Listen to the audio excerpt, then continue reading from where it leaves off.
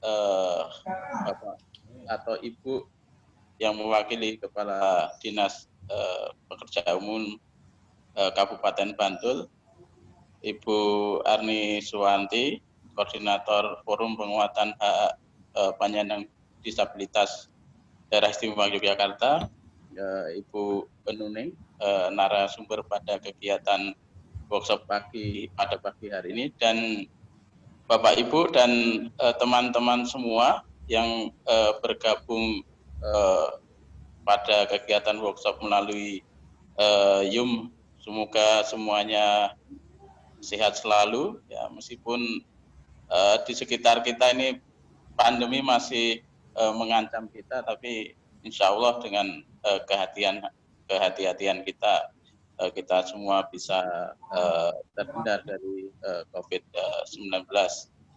Nah, sebagaimana yang kami sampaikan dalam undangan, pada pagi hari ini kita akan mendiskusikan yang berkaitan dengan rencana aksi daerah Sustainable Development Goal atau tujuan pembangunan yang berkelanjutan, goal atau tujuan yang ke-9, yakni infrastruktur. Tentu saja karena kita bicara mengenai tujuan pembangunan berkelanjutan yang berperspektif disabilitas, pasti yang kita bicarakan terkait infrastruktur itu infrastruktur yang aksesibel bagi penyandang disabilitas.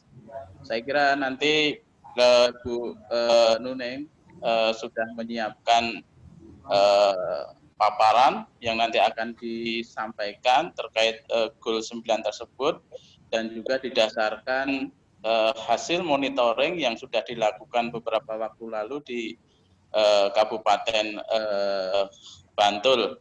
Dan nanti setelah paparan dari Bu Nuning dari Forum Penguatan Hak Penyandang Disabilitas DIY, kami persilahkan Bapak narasumber dari Dinas Pekerjaan Umum Kabupaten Bantul untuk memberikan respon, ya, supaya nanti kita bisa mendiskusikan lebih lanjut bagaimana kita bisa kemudian bisa mendorong supaya rencana aksi daerah terkait dengan infrastruktur yang aksesibel bagi penyandang disabilitas ini bisa diwujudkan, karena saya kira upaya-upaya yang dilakukan di Kabupaten Bantul ini menjadi bagian penting infrastruktur yang aksesibel di tingkat provinsi, dan juga tentu saja infrastruktur yang aksesibel di tingkat nasional, bahkan kemudian global, ya, sebagaimana dari tujuan pembangunan berkelanjutan itu ada goal dari internasional, global, ya, kemudian nasional, dan tentu akan dimulai dari tingkat lokal atau kabupaten. Nah, saya berharap nanti selain dari narasumber yang akan memberikan paparan atau respon, semua teman-teman, kawan-kawan yang bergabung dalam kesempatan ini juga bisa ikut memberikan pandangan-pandangan, atau bahkan mungkin bisa memberikan tambahan informasi, ya, karena banyak di antara kawan-kawan yang bergabung pada pagi hari ini terlibat di dalam kegiatan monitoring yang terkait dengan infrastruktur yang dilakukan di Kabupaten Bantul beberapa waktu lalu. Nah, untuk mengawali, mari kita bersama-sama untuk berdoa. Mudah-mudahan acara ini bisa berjalan lancar. Berdoa dipersilakan. Bismillah. Cukup untuk sesi pertama akan dimulai dari sambutan dari koordinator Forum Penguatan Hak Penyandang Disabilitas DIY, Ibu Dr. Arni Surwanti. Pada Ibu Dr. Arni Surwanti, dipersilakan. Matur Mas Winarta. Bismillahirrahmanirrahim. Assalamualaikum warahmatullahi wabarakatuh. Yang kami hormati Bapak Agus Sutrisna dan teman-teman disabilitas yang berbahagia. Alhamdulillah pada pagi hari ini kita bisa bersama-sama hadir dalam Zoom meeting ya yang diselenggarakan oleh Forum Penguatan Hak Penyandang Disabilitas. Seperti kita ketahui bahwa Forum Penguatan Hak Penyandang Disabilitas ini adalah merupakan kerjasama dari CIKAL. Ya, CIKAL adalah organisasi penyandang disabilitas yang ada di Yogyakarta, kemudian Majelis Pemberdayaan Masyarakat Pimpinan Pusat Muhammadiyah, dan ILE adalah lembaga bantuan hukum yang ada di Yogyakarta. Pada kesempatan ini saya Arni Surwanti kebetulan ditunjuk sebagai koordinator dari Forum Penguatan Hak Penyandang Disabilitas ini. Sebagaimana yang tadi sudah disampaikan oleh Mas Winarta bahwa sesuai dengan tujuan pembangunan berkelanjutan yang sudah dicanangkan di PBB dan itu diakui juga oleh pemerintah Indonesia, termasuk di Provinsi DIY tentunya juga sudah menyusun rencana aksi daerah atau tujuan pembangunan yang berkelanjutan ini, yang tentunya di dalamnya adalah termasuk di dalam perencanaan pembangunan di tingkat kabupaten. Nah, pada hari ini kita ingin mendiskusikan khususnya adalah tujuan ke-9 tentang infrastruktur. Nah, apa kaitannya tujuan pembangunan ke-9 infrastruktur dengan penyandang disabilitas?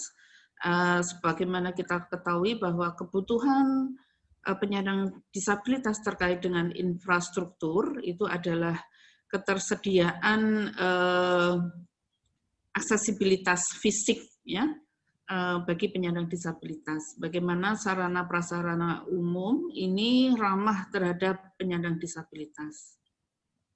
Nah, kami masih melihat bahwa adanya berbagai tantangan yang masih dihadapi teman-teman terkait dengan ketersediaan aksesibilitas, khususnya di Bantul dan pada umumnya di Provinsi DIY. Nah, ini diwujudkan dengan beberapa fasilitas umum yang masih menjadi kendala penyandang disabilitas untuk bisa bermobilitas.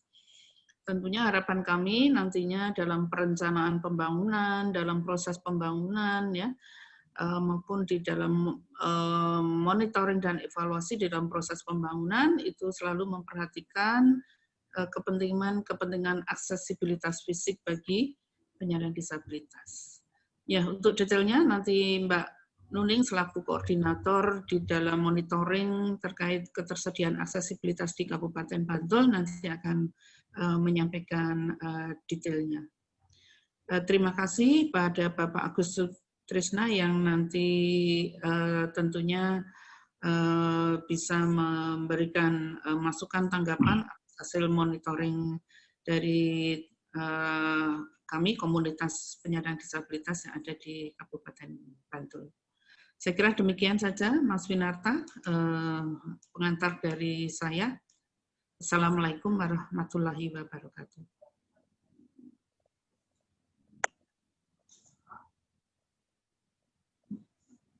Mas Win masih ter-unmute.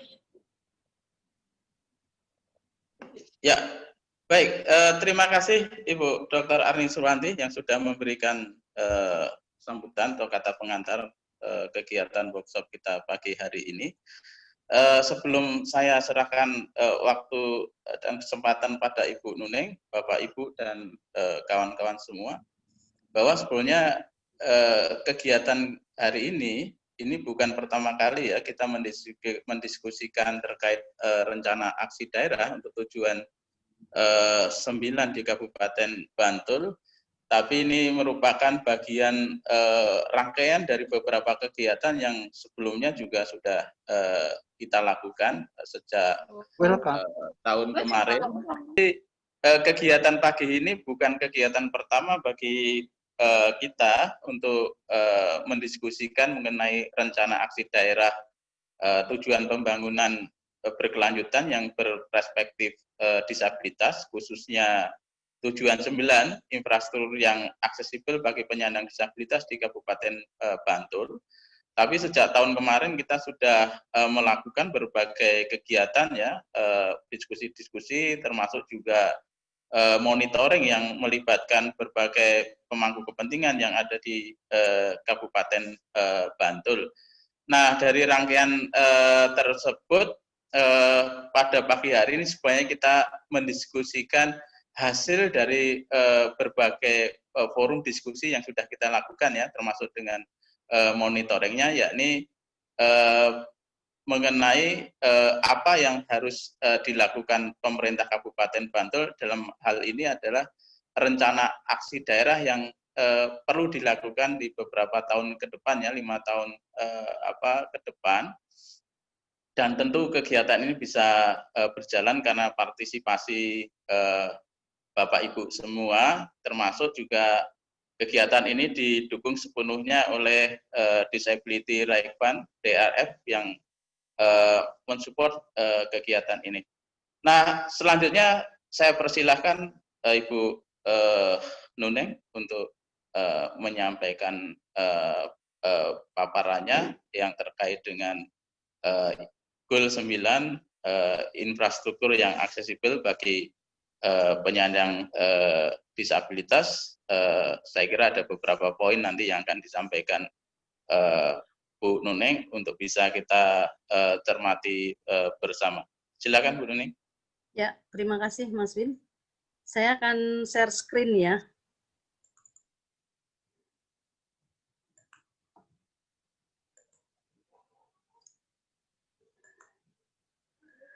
Terima kasih semuanya. Pada pagi hari ini saya akan menyampaikan tentang tujuan 9, khususnya tentang infrastruktur dan hak aksesibilitas kelompok rentan. Kelompok rentan di dalamnya adalah ada salah satunya adalah komunitas penyandang disabilitas, yang dimana tujuan 9 ini bagaimana implementasinya melalui rencana aksi daerah di Kabupaten Bantul. Nah, ini juga apa yang akan saya sampaikan nanti, ada sedikit temuan-temuan, sebetulnya kami kemarin bukan survei, tapi kita praktek ya, sebetulnya praktek karena kemarin kita memberikan beberapa pelatihan pada teman-teman di DPO di Kabupaten Bantul, kemudian dari hasil pelatihan itu mereka mempraktekkan bagaimana ketika melakukan monitoring. Nah, seperti yang kita ketahui bahwa infrastruktur yang tertera dalam Permen PUPR nomor 14 tahun 2017, di sana banyak menyampaikan tentang memang aksesibilitas fisik di sana. Nah, dalam peraturan menteri tersebut bertujuan adalah untuk mewujudkan bangunan gedung dan lingkungan yang dapat diakses dan digunakan oleh semua orang secara mudah, aman, nyaman, dan mandiri secara berkeadilan. Kemudian fasilitas adalah semua atau sebagian dari kelengkapan prasarana dan sarana pada bangunan gedung dan lingkungannya agar dapat diakses dan dimanfaatkan oleh semua orang. Kemudian kelengkapan prasarana dan sarana pemanfaatan bangunan gedung adalah penyediaan fasilitas pada bangunan gedung dan lingkungan yang sesuai kebutuhan seluruh kelompok usia dan kondisi keterbatasan fisik, mental, dan intelektual atau sensorik berdasarkan fungsi bangunan gedung untuk memberikan kemudahan bagi pengguna dan pengunjung dalam beraktivitas pada bangunan gedung tersebut. Nah, aksesibilitas itu apa sih sebetulnya? Aksesibilitas ini merupakan kemudahan yang disediakan bagi semua orang mewujudkan kesamaan, kesempatan dalam segala aspek kehidupan dan penghidupan. Nah, aksesibilitas ini termasuk akomodasi yang layak, merupakan cross-cutting issue dari, karena kita sedang bicara tentang tujuan pembangunan yang berkelanjutan, aksesibilitas ini merupakan cross-cutting issue dari 17 tujuan pembangunan berkelanjutan. Karena merupakan prasyarat penting untuk memungkinkan para penyandang disabilitas dapat berpartisipasi aktif secara setara dengan orang lain di berbagai bidang. Asas fasilitas dan aksesibilitas ini saya ambil dari presentasi Pak Tengku Zamuri waktu itu ketika bersama-sama kita melakukan workshop, bahwa ternyata asas fasilitas dan aksesibilitas adalah keselamatan, yaitu setiap bangunan yang bersifat umum dalam suatu lingkungan terbangun harus memperhatikan keselamatan bagi semua orang. Kemudian, yaitu setiap orang dapat mencapai semua tempat atau bangunan yang bersifat umum dalam suatu lingkungan. Kegunaan, asas kegunaan, yaitu setiap orang harus dapat mempergunakan semua tempat atau bangunan yang bersifat umum dalam suatu lingkungan. Kemudian asas kemandirian, yaitu setiap orang harus bisa mencapai, masuk dan mempergunakan semua tempat atau bangunan yang bersifat umum dalam suatu lingkungan dengan tanpa membutuhkan orang lain. Asas ini kemarin sudah dipresentasikan sendiri dari Dinas PU, yang mana saya harap ketika ada pembangunan-pembangunan, ya asas ini menjadi satu perhatian yang penting bagi pembangunan di Kabupaten Bantul. Permasalahan aksesibilitas sebetulnya tidak hanya di tingkat kabupaten provinsi, tapi sebetulnya secara nasional di Indonesia, bahwa aksesibilitas selama ini belum menjadi prasyarat dalam pembangunan infrastruktur ternyata. Kemudian pemasangan aksesibilitas masih sering terjadi kesalahan. Kemudian yang ketiga, permasalahan berikutnya adalah perspektif pemahaman aksesibilitas masih sangat rendah.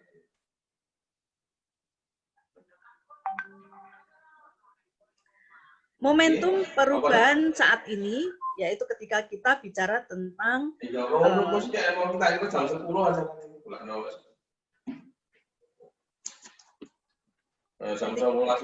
halo?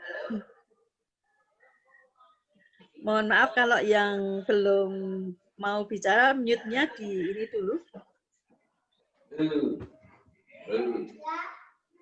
Ketika kita bicara momentum perubahan dan bicara tentang tujuan pembangunan yang berkelanjutan yang kita sandingkan dengan Konvensi Hak Penyandang Disabilitas atau CRPD, di mana ini menjadi satu rujukan yang harus kita pegang karena ini merupakan perjanjian internasional dan Indonesia sudah meratifikasi, artinya ini harus ditepati dan harus dilaksanakan, diimplementasikan juga di Indonesia. Peraturan-peraturan yang sangat berhubungan dengan infrastruktur atau aksesibilitas fisik adalah Undang-Undang Bangunan Gedung, kemudian Undang-Undang Nomor 19 Tahun 2011 yaitu tadi CRPD, kemudian Undang-Undang Nomor 8 Tahun 2016, kemudian Peraturan Menteri PUPR Nomor 14 Tahun 2017 yang tadi sudah saya sampaikan, kemudian Perda DIY Nomor 4 Tahun 2012, dan Perda Bantul Nomor 11 Tahun 2015. Nah, dari peraturan-peraturan yang sudah ada ini, mestinya implementasinya antara lain harus ada aksesibilitas di bangunan-bangunan umum seperti rumah sakit, sekolah, kantor, desa, serta transportasi umum, dan gedung publik yang lainnya, yang memang itu diperuntukkan untuk masyarakat secara luas. Kemudian harus ada aksesibilitas pada informasi. Kemudian rambu-rambu harus mudah dimengerti dan harus ada huruf braille-nya. Harus lebih banyak pemandu dan interpreter bahasa isyarat di fasilitas gedung atau di gedung umum. Kemudian harus dibuatkan panduan aksesibilitas pada pelayanan publik. Kemudian para pemberi pelayanan harus memperhitungkan pelayanan yang akses bagi penyandang disabilitas. Kemudian pelatihan tentang aksesibilitas harus dilaksanakan. Kemudian harus dipastikan bahwa teknologi baru dapat diakses oleh penyandang disabilitas. Implementasi ini kami sarikan dari ada beberapa peraturan yang ada hubungannya dengan infrastruktur atau aksesibilitas fisik. Kemudian aksesibilitas hubungannya dengan asas-asas pelayanan publik. Ada beberapa hal yang menjadi perhatian ketika aksesibilitas tadi adalah kemudahan untuk meningkatkan partisipasi kelompok rentan untuk menempuh kesetaraan. Antara lain, asas-asas dalam pelayanan publik itu adalah untuk kepentingan umum. Adanya kepastian hukum, untuk kesamaan hak, adanya keseimbangan hak dan kewajiban, kemudian keprofesionalan, partisipatif, persamaan perlakuan atau tidak diskriminatif, keterbukaan, akuntabilitas, fasilitas dan perlakuan khusus bagi kelompok rentan, ketepatan waktu dan kecepatan, kemudahan dan keterjangkauan. Kemudian aksesibilitas tanpa adanya pelayanan publik yang baik, hak asasi sulit dipenuhi. Ini juga harus menjadi perhatian kita bersama, bahwa penyandang disabilitas adalah juga warga negara yang mempunyai hak yang sama dengan warga yang lain. Mestinya ketika kita membangun dalam suatu gedung apapun itu, pemikirannya mestinya juga yang akan menggunakan adalah semua warganya, termasuk kelompok rentan di dalamnya ada penyandang disabilitas. Nah, aksesibilitas tanpa adanya pelayanan publik yang baik, makanya hak asasi itu akan sulit dipenuhi karena berbagai tantangan, berbagai hambatan ada di hadapan kita. Nah, pelayanan publik itu merupakan pintu untuk mendapatkan hak. Ya, akhirnya kalau aksesibilitas selama ini tidak diberikan, aksesibilitas fisik, aksesibel untuk semua, aksesibilitas untuk penyandang disabilitas itu tidak diberikan, ya akhirnya hak kami terampas. Misalnya dalam suatu supermarket misalnya, kalau supermarket itu ternyata tidak aksesibel untuk semua, pengguna kursi roda tidak masuk di sana, artinya hak bagi pengguna kursi roda terampas untuk bisa menikmati supermarket itu. Ketika dia ingin belanja juga di situ, terampaslah hak dia. Kemudian soal ekonomi, sosial, dan budaya, hak atas kesehatan, hak atas pendidikan, hak atas perumahan, hak atas pekerjaan, jaminan sosial, dan lainnya. Kemudian hak sipil dan politik, hak untuk mendapatkan identitas, hak berpolitik, hak ikut serta dalam pemerintahan, ini juga menjadi satu tantangan ketika aksesibilitas itu tidak diberikan kepada kelompok rentan. Nah, ketika kelompok rentan yang selama ini belum menjadi perhatian penuh dari pelaksana pembangunan ataupun pembuat kebijakan, akhirnya kita memberikan satu hal tentang syarat pelibatan. Ketika pembangunan apapun itu, sejak dari perencanaan mestinya pelibatan itu harus ada. Nah, syarat-syarat pelibatan itu antara lain mestinya ketika dalam suatu forum atau dalam suatu perencanaan pembangunan, perwakilan minimal 3 DPO, komunitas atau GSO. Jadi kami juga diajak ketika ada proses perencanaan, sampai pelaksanaan dan nanti sampai ke monitoring dan evaluasi. Kemudian ketika kami diajak dalam suatu rapat, mestinya juga harus diselenggarakan di tempat yang aksesibel. Kemudian dokumen-dokumen yang akan digunakan untuk rapat itu juga mestinya juga aksesibel bagi semua. Karena komunitas kami juga beragam. Ada 4 ragam disabilitas dalam undang-undang kita, Undang-Undang Nomor 8 Tahun 2016, di mana di sana ada ragam disabilitas fisik, ragam disabilitas intelektual, ragam disabilitas mental, dan ragam disabilitas sensorik. Sensorik di dalamnya ada disabilitas netra dan disabilitas tuli. Ini ada beberapa temuan yang kami dapatkan ketika kami keliling di beberapa perkantoran di Kabupaten Bantul. Saya tidak akan menyebut, mungkin Ibu Bapak semua sudah tahu ada beberapa gambar di sini. Salah satunya di sini sudah dibuatkan ramp bagus sekali di sini. Tapi kenyataannya malah di depan ramp itu ada petunjuk arah. Gimana nanti pengguna kursi roda akan bisa masuk di sana.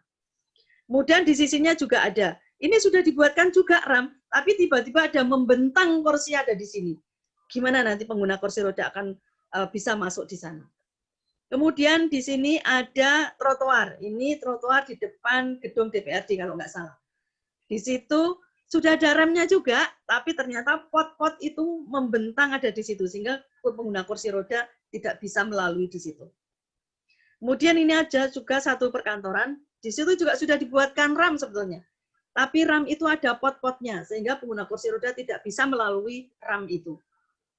Kalau ini di Dinas PU ya Pak, salah satu gambar di Dinas PU, ini portable, nggak ada masalah, portable pun juga tidak ada masalah, tapi untuk kenyamanan mestinya ada handrailnya di sini, sehingga ada pegangan ketika teman-teman akan menaiki ram ini.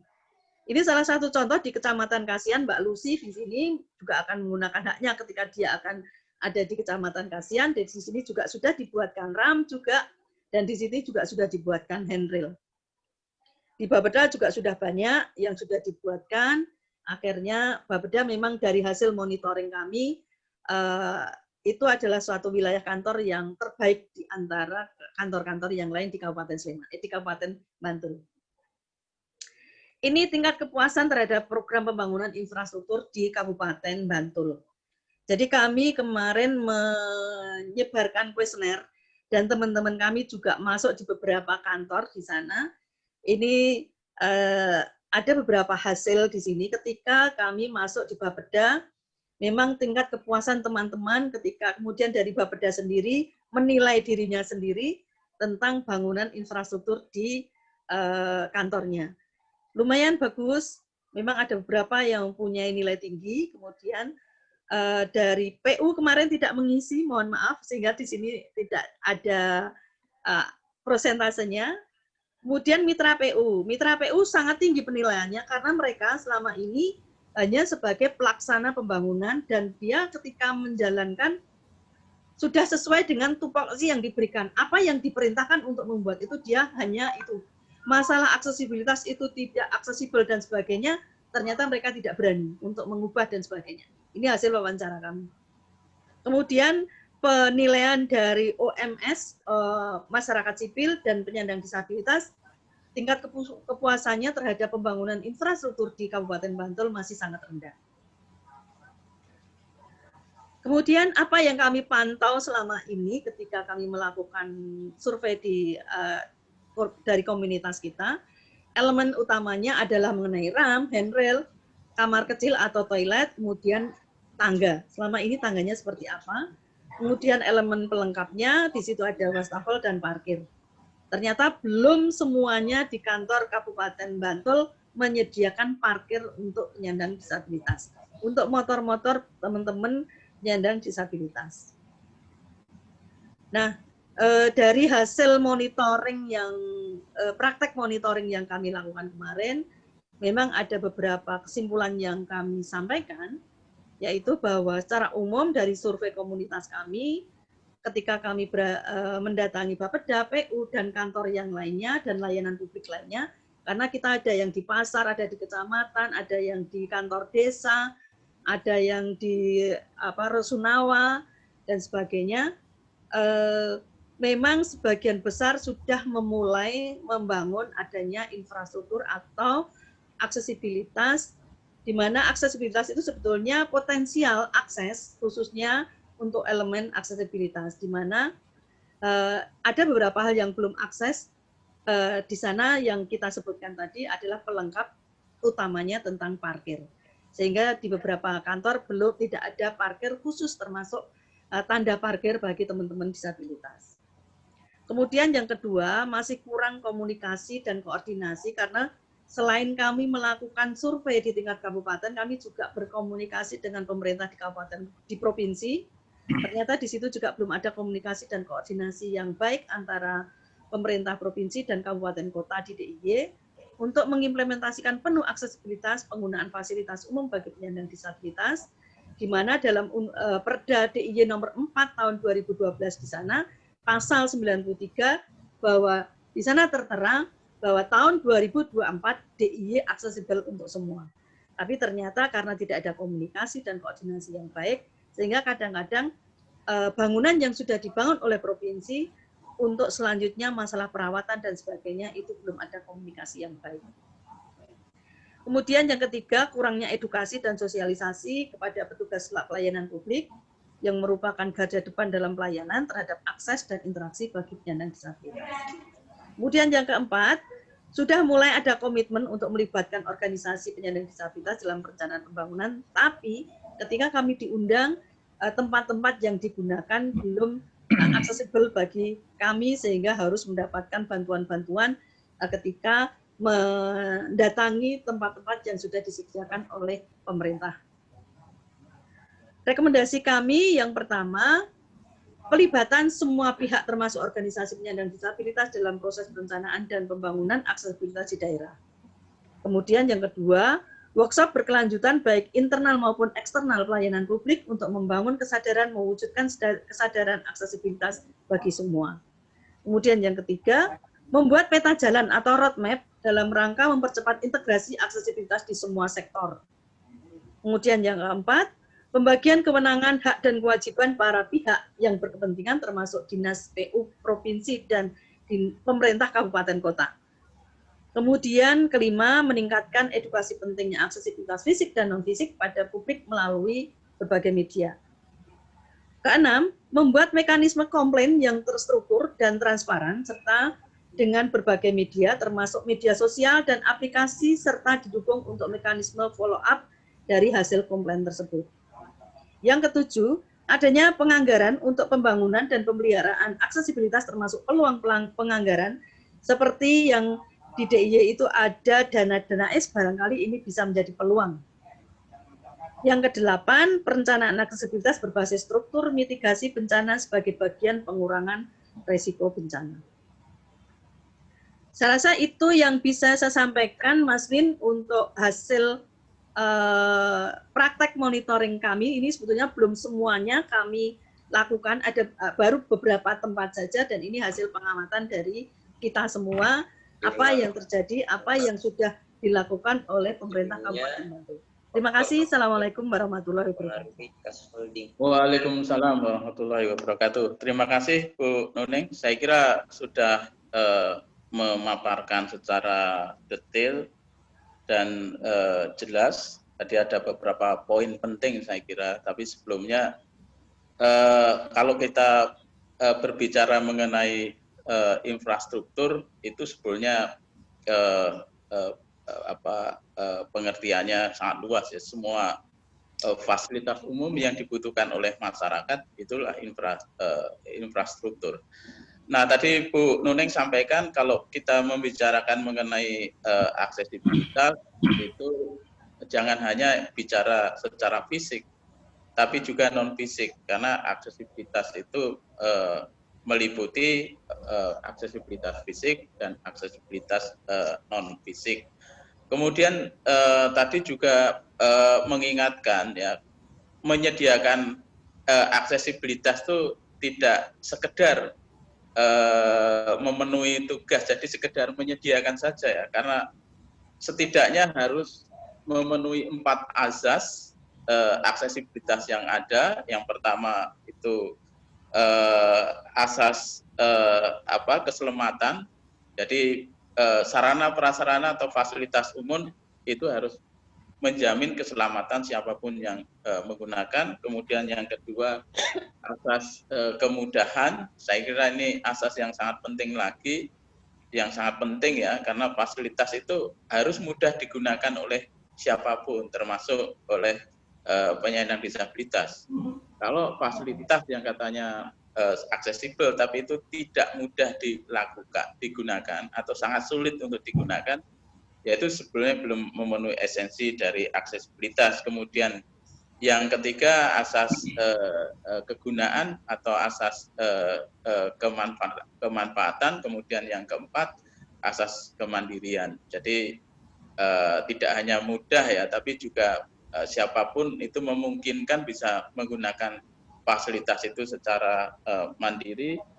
Kemudian tadi disampaikan kalau landasan peraturan perundang-undangan sebenarnya sudah sangat lengkap tadi disebutkan.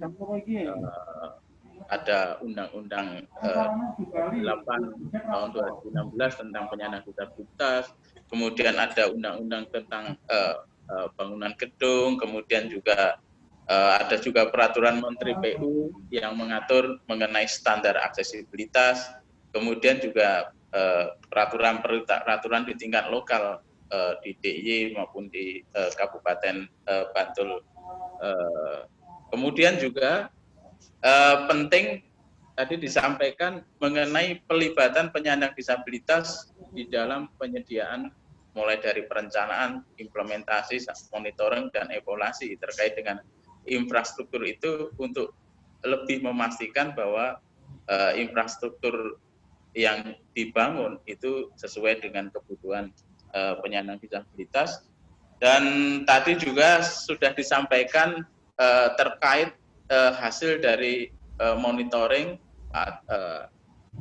atau sebelumnya audit ya, karena dilakukan participatory audit secara partisipatif karena dilakukan oleh teman-teman penyandang disabilitas sendiri untuk melihat langsung dan bisa mengecek ya, karena bisa mencoba atau menggunakan bagaimana fasilitas aksesibilitas yang dibangun di Kabupaten Bantul. Kemudian juga ada beberapa catatan dan rekomendasi ke depan yang perlu dilakukan kita bersama, terutama pemerintah Kabupaten Bantul. Nah, untuk berikutnya saya persilahkan Bapak Agus Sutrisno, staf bidang Cipta Karya Dinas Pekerjaan Umum Kabupaten Bantul, dipersilakan untuk bisa merespon atau menanggapi apa paparan yang tadi disampaikan oleh Ibu Nuning. Silakan Bapak Agus Sutrisno. Assalamualaikum warahmatullahi wabarakatuh. Dengar enggak ya? Dengar Pak, dengar Pak. Oke. Saya cuma flashback ke belakang ya. Waktu tahun 2018 itu kan kita sudah mengikuti bahwa itu ada di Permen PU kalau tidak salah itu. Di bidang kami di Cipta Karya khususnya itu kan khususnya seksi ya, bangunan gedung itu sudah sebenarnya merencanakan untuk kedepannya bahwa untuk aksesibilitas, misalnya untuk apa kebutuhan kepada kepada penyandang cacat atau yang keterbatasan ya, itu diimplementasikan dalam perencanaan bangunan gedung khususnya. Itu dari 2013 kan sudah memetani istilahnya untuk yang sifatnya untuk pelayanan publik seperti di kecamatan, kelurahan, dan instansi yang melayani pelayanan publik ya, termasuk di BPMBT atau di Dinas PU. Dinas PU mungkin sebagian ada yang melayani.